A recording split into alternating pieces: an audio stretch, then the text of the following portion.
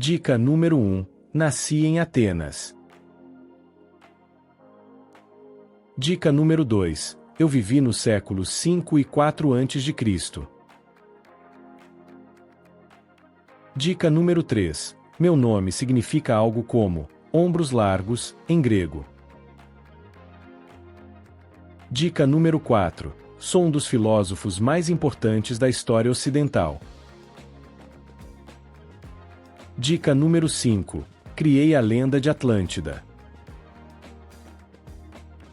Dica número 6. Transcrevi grande parte dos ensinamentos de meu mestre, Sócrates.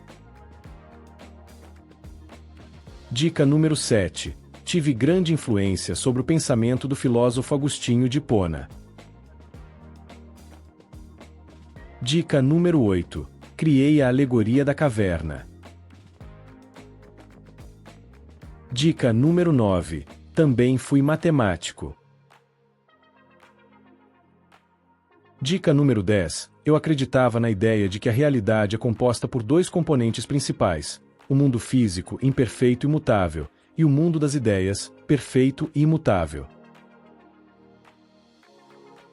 Dica número 11. O governo ideal para mim seria um governo de filósofos. Dica número 12. Aristóteles foi meu aluno. Dica número 13. Fui convidado a participar do governo dos 30 tiranos, mas recusei.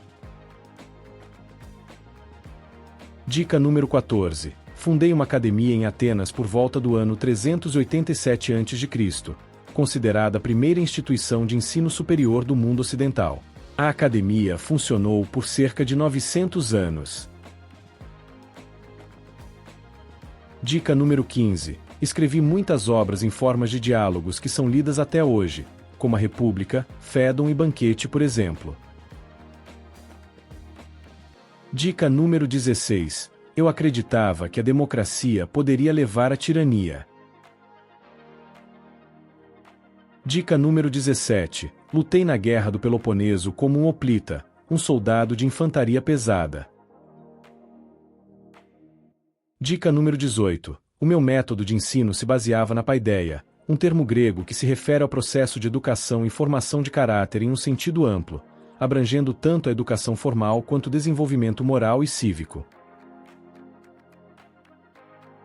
Dica número 19. Tente mover o mundo, mas comece movendo a si mesmo.